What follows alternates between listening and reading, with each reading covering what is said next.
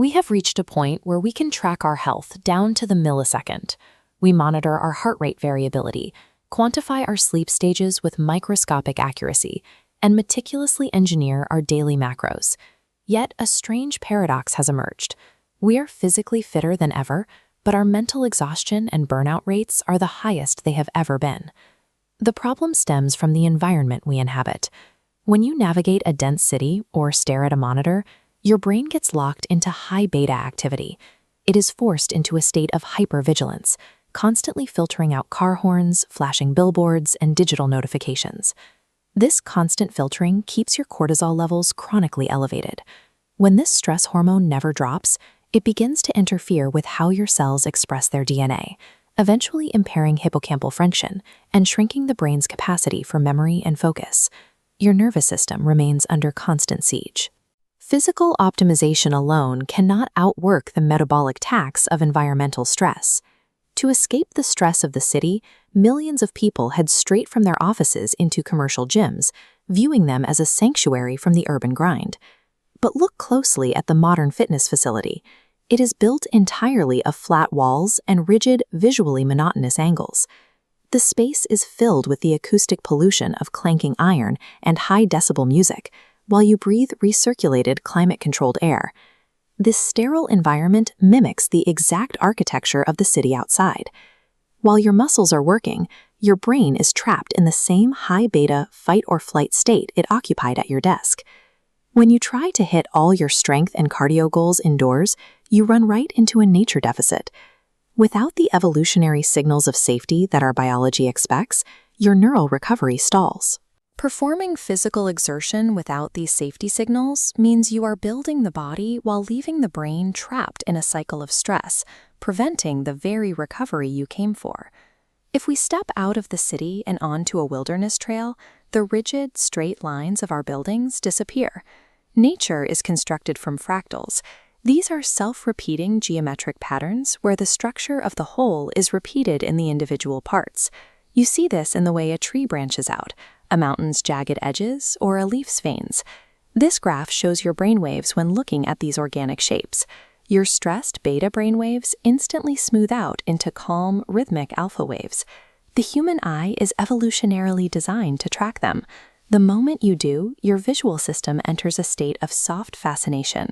Mobile EEG data from 2026 shows that this drop in prefrontal cortex hyperactivity takes less than 60 seconds of exposure to natural geometry.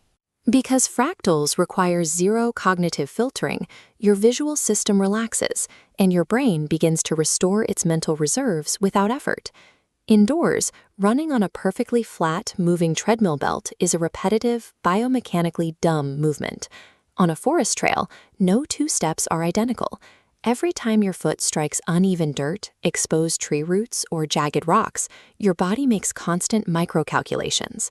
This engages your proprioception networks, your body's ability to sense its position and maintain balance in space. To manage this physical complexity, your brain redirects metabolic energy away from the overworked prefrontal cortex at the front of your head and toward the motor and spatial navigation centers in the back. This motor engagement triggers a surge in brain-derived neurotrophic factor, or BDNF. This protein drives neuroplasticity, which facilitates the growth and survival of your neurons. By forcing your mind to focus on real-world physics instead of analytical stress, a walk in the woods drains the fuel from your mental fatigue. Then there is the air itself. While gyms suffer from carbon dioxide buildup that impairs cognitive function, the forest offers a bioactive chemical atmosphere. Trees and plants secrete antimicrobial compounds called phytoncides. These are released as a protective shield to keep them from rotting or being eaten by insects. Clinical data shows that when humans inhale these compounds, stress hormones like adrenaline drop. We also experience a multi-day surge in natural killer immune cells, which target viral infections and tumors. Moving water and wind through trees also generate negative air ions.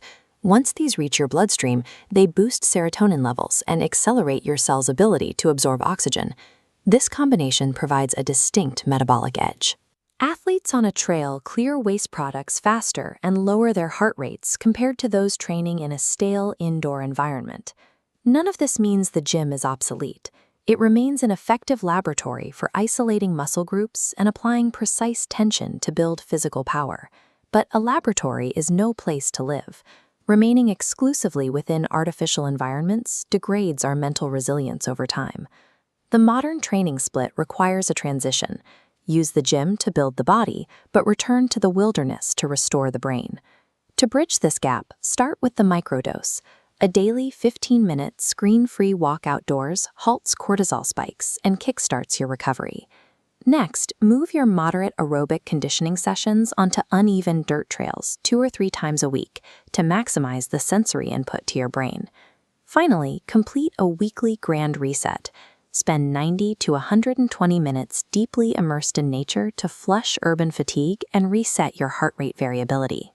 These steps integrate the health trifecta: fullness, fitness, and freshness. For more science-backed strategies, subscribe to the channel, check out our podcast, and visit the Reluctant Low Carb Life blog. Sanity and longevity require more than just physical work. They require an intentional transition from the artificial world back to the organic one.